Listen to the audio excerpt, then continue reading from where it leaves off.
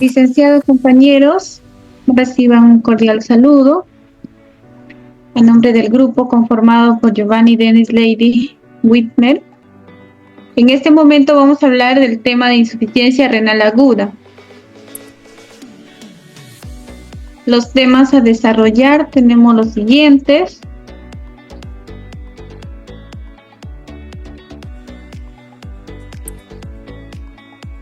La insuficiencia renal aguda, como introducción, es un síndrome clínico que representa un deterioro rápido en la función renal que altera la homeostasis del organismo.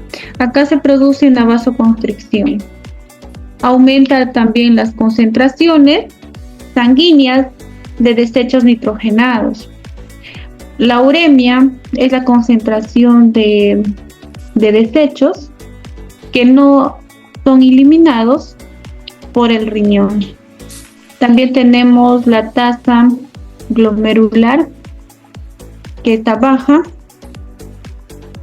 Deterioro del balance de líquidos y electrolitos. También tenemos, es potencialmente reversible si se corrige a tiempo. Sí se puede llegar a su normalidad si se corrige a tiempo. La insuficiencia renal aguda es una lesión reducida muy rápida por un aumento de la creatinina sérica, la disminución de la función renal dentro de las 48 horas. Es la producción también de orina y la necesidad de terapia que se caracteriza una lesión rápida y directa del riñón. Se define lesión renal aquí como mayor o igual de un síntoma dentro de las 48 horas. Por ejemplo, el aumento de la creatinina de mayor o igual de 0,3 miligramos por decilitro, o también la creatinina sérica de 1,5 desde el valor inicial, o si hablamos de la uliure. Acá tenemos parámetros para poder diagnosticar, como estuve hablando de la creatinina. Si un paciente tiene 1,2 de creatinina y a las 48 horas tiene 1,6. ¿Cuánto ha aumentado? Mayor de 0,3 miligramos para poder decir que está dentro del cuadro y sospechar de una insuficiencia renal aguda. La creatinina mayor o igual de 1,5 las veces basales dentro de los 7 días previos. Para pacientes postoperatorios que se realizaron con contraste, a ellos también tienen riesgo de sufrir un daño renal, por ello se toman 2 muestras a las 48 horas y a los 7 días. Entonces, ¿cómo se saca eso si es que tiene mi paciente 1,6 y sale a los 48 horas o a los 7 días 1,9? Para sacar esto sería la mitad del 0,6 más 0,6, sería 0,9. Entonces también estaría dentro del cuadro de una IR. El volumen urinario es muy importante, mayor de 0,5 mililitros por kilogramos por hora por 6 horas. Se clasifica por creatinina, diuresis y tiempo. El tiempo mayormente acá de 6 a 12 horas está en riesgo y es reversible. Mayor de 12 horas, acá ya es una injuria. Y si es durante las 48 horas, hablaríamos de una falla renal. Ya hay una falla renal. En este caso, el más frecuente, tenemos el 70% del prerrenal. Prerrenal son enfermedades deficientes de la perfusión renal causando disminución de la tasa glomerular. Tenemos la hipovolemia, disminución del gasto cardíaco, disminución del volumen circulante, también deficiencia de autorregulación renal, ya sea por el exceso de AINES y ECA-ARA también. Prerrenal es antes del riñón. Renal, el episodio se da dentro del riñón netamente, el 20%. Son enfermedades que generan el daño del parénquima renal. En este caso tenemos el glomerular, túbulos o el espacio del intersticio también, vascular, vasculitis, personas hipertensas, entre otros. Son daños netamente que se dan en el riñón. Por renal, después del riñón, menos frecuente, el 10%, pero sí hay casos que se dan después del riñón, ya sea unilaterales y bilaterales. En los unilaterales tenemos, por ejemplo, los cálculos, y los bilaterales, los uréteres, que hay una vasodilatación en los uréteres, por ejemplo, en los hombres, en el caso de que tienen enfermedad prostática benigna, y el signo es el goteo. Para sospechar que tiene una insuficiencia renal aguda. Ya también tenemos los factores de riesgo, modificables y no modificables. Los no modificables tenemos edad avanzada, el sexo masculino, la raza negra, enfermedad renal crónica, proteinuria, proteínas en la orina, hipertensión arterial, diabetes mellitus, hepatopatía crónica, enfermedad coronaria, enfermedad pulmonar obstructiva crónica, enfermedad vascular periférica, neoplasia maligna, células cancerígenas. Entonces esos factores no se pueden modificar. Ya, en los modificables tenemos una anemia, que sí es tratable, modificable, enfermedad crítica también, una sepsis de igual manera, trauma, cirugía cardíaca, cirugía mayor no cardíaca, contraste iodado, sobrecarga hídrica, resucitación volémica también, y las toxicidades por fármacos, es alguna reacción alérgica, algún shock, son modificables, tratables, procedimientos de urgencia en alto riesgo, de igual manera.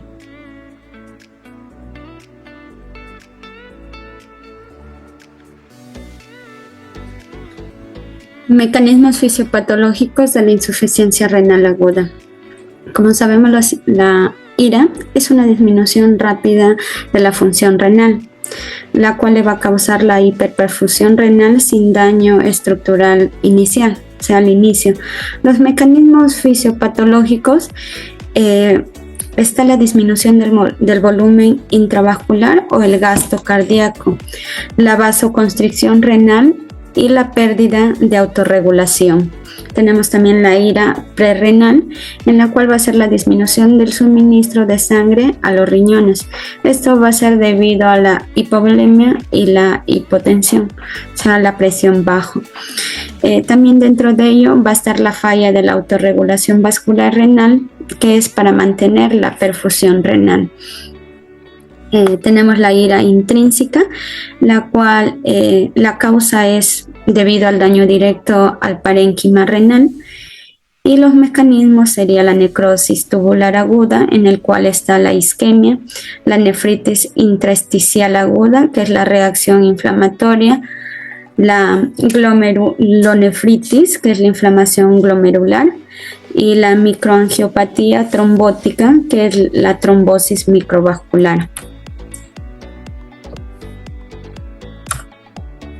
Tenemos también la IRA posrenal, la cual es la obstrucción del flujo de orina desde las cálices renales hasta la uretra.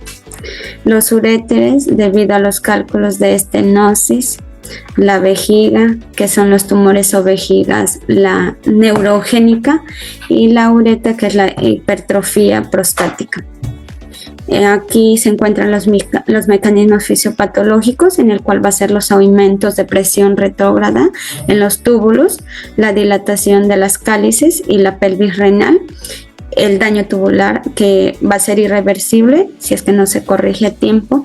Y los mecanismos comunes en la ira es la disminución de la tasa de filtración glomerular, lo cual va a comenzar una alteración de la presión intraglomerular, la obstrucción física o funcional de los túbulos, la retención de productos nitrogenados, en el cual está la urea y la creatinina, el desequilibrio de electrolitos, la alteración de equilibrio ácido-base, que son los ácidos, la acidosis metabólica.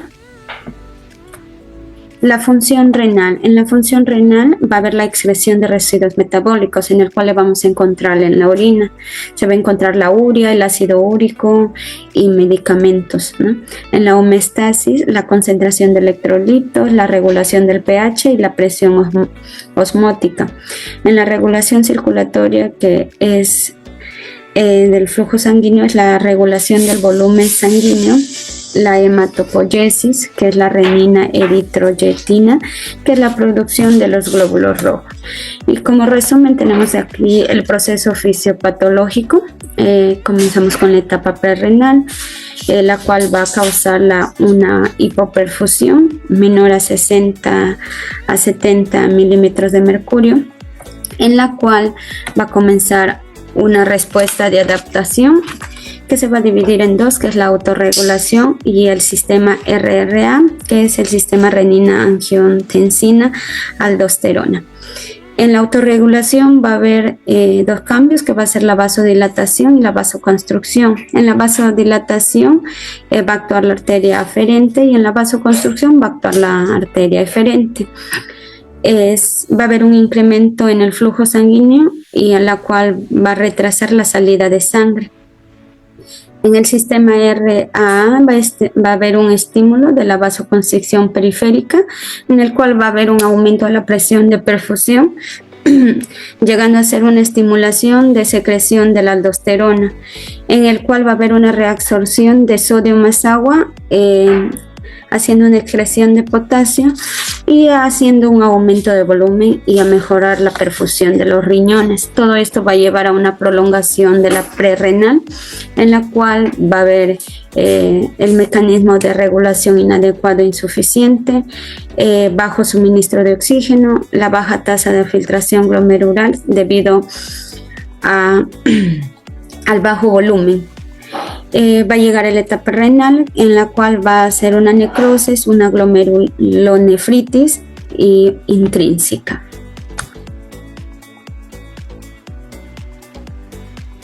Manifestaciones clínicas. En la fase prerrenal tenemos la sed, que es un síntoma de deshidratación, hipotensión ortostática, que puede ser la causa por la disminución del volumen sanguíneo.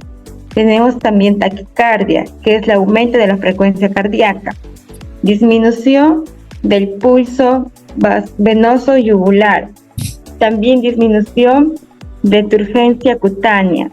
Esto quiere decir que al momento, por ejemplo, de pellizcar la piel, el tiempo que vuelve a la normalidad, si esto demora, puede ser un signo de deshidratación.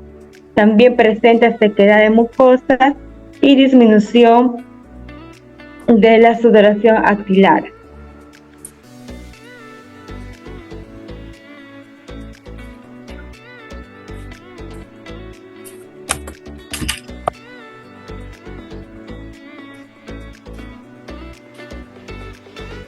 En la fase renal, ahí tenemos a lo que es glomerulonefritis aguda, que presenta los siguientes síntomas: oligurio, que es la disminución del volumen de la orina, presenta hipotensión, disminución de la presión arterial, edema, que es la hinchazón por la acumulación de líquidos, y sedimento urinario activo.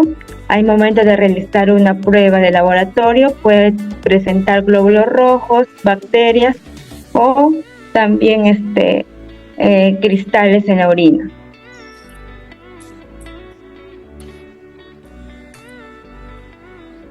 En la postrenal presenta lo que es dolor suprapúbico en la fosa renal, en la parte baja de la espalda, a los costados de la columna vertebral. También presenta dolor cólico en fosa renal que irradia hasta la ingle. Esto puede ser, es un cólico renal que puede ser por los cálculos renales. En el diagnóstico tenemos de laboratorio, que son fluctuaciones rápidas. Son los cambios de niveles de creatinina en la prerrenal. O sea, la creatinina se eleva en el tiempo de 24 a 48 horas de manera rápida. O cuando es también secundaria a isquemia o exposición a medios de contraste. También la elevación de la creatinina se retrasa hasta la segunda semana del tratamiento cuando es exposición de medicamentos.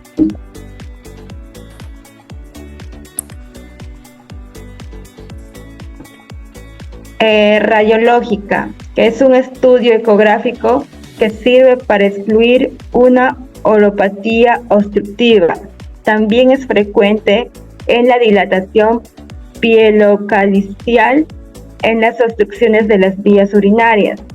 La radiografía simple de abdomen junto con la tomografía puede mostrar una nefrolitiasis. Biopsia renal. Se reserva para los pacientes en los que han excluido ira pre- y postrenal y no está clara la causa de hiperatoemia renal. También es útil con el diagnóstico, no sugiere isquemia o nefrotoxicidad como lo que es glomerulonefritis, vasculitis, síndrome hemolítico en la orina o nefritis intersticial alérgica. Ahí presenta también complicaciones. En la ira puede alterar la excreción renal de lo que es el sodio, potasio y agua. También existe sobrecarga de volumen intravascular, como la hiponatremia, que es la disminución de sodio, o también hiperpotasemia, que es el aumento de potasio, hiperfosfatemia, que es aumento de niveles de fósforo, hipermagnesemia, que es aumento del magnesio. También propensión a presentar síndrome urémico. También la sobrecarga de volumen produce formas leves como de aumento de peso, estertores de vasos pulmonares, aumento del pulso venoso yugular y edema periférico.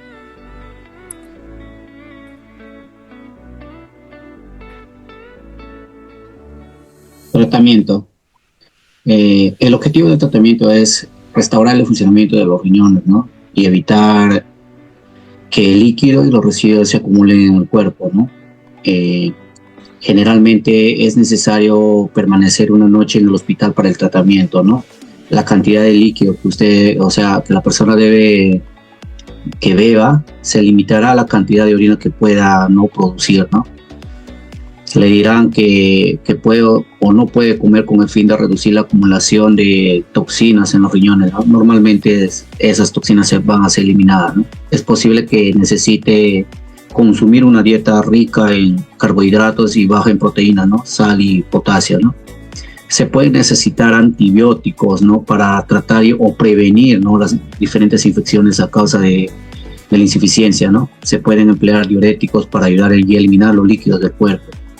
Es posible que necesite diálisis, ¿no? Es un tratamiento que se hace normalmente a los riñones, ¿no? Eliminar los desechos dañinos, ¿no? La sal extra o el agua del cuerpo, ¿no? La diálisis puede salvar la vida y los niveles de potasio, ¿no? Estas peligrosamente es cuando están elevadas, ¿no? La diálisis también se utiliza si su estado mental, por ejemplo, del paciente cambia, si presenta bradicardias, retiene demasiado líquido o no puede eliminar los productos, ¿no? El mejor tratamiento, por ejemplo, de la ira es la prevención, ¿no? De la ira es la prevención. Las medidas más importantes son, por ejemplo, mantener una adecuada perfusión renal, ¿no? Y evitar el uso de drogas narcóticos, ¿no? Y si es imprescindible su uso, utilizar las dosis corregidas, ¿no? Usar racionalmente los estudios como sustancia de contraste, ¿no? En este punto, por ejemplo, de la insuficiencia renal aguda, tiene dos componentes importantes, la cual es el tratamiento conservado y la terapia diálica, ¿no? Por ejemplo, en el tratamiento médico conservado, generalmente el tratamiento de la ira tiene una finalidad de evitar y reducir las diferentes complicaciones que se pueda dar, ¿no? Se muestra las medidas indicadas en el tratamiento médico, siendo las infecciones las causas más frecuentes después de la enfermedad de fondo, ¿no? En caso de la diálisis, como ya venía diciendo, por ejemplo, la diálisis es un tratamiento de soporte basado en los principios físicos de la difusión de solutos y transporte cognitivos, de la filtración, ¿no? Bajo estos conceptos y con la elaboración de las nuevas membranas, ¿no? Se han diseñado varias modalidades de tratamientos diálicos, las que se muestran, ¿no? Los estudios iniciales sugieren que, por ejemplo, la diálisis temprana mejore el pronóstico de los pacientes de la ira, ¿no? En caso de pronóstico, aún no se muestra, por ejemplo, en la era moderna o en los países desarrollados, la mortalidad permanece alta, ¿no? Sabemos que es una de las principales muertes a nivel mundial, ¿no? A pesar de los avances tecnológicos y el desarrollo de nuevos medicamentos, ¿no? La mortalidad varía entre el 20 y el 80%, dependiendo de la causa de la ira, ¿no? Y la forma clínica y de su severidad, ¿no? En caso de las personas que sobreviven, alrededor de la mitad de los pacientes recuperados completamente de la función renal y la otra mitad recuperada incompleta de la función renal o progresa la enfermedad renal terminal, o aproximadamente el 5% de los pacientes no se recuperan de la función renal. Gracias.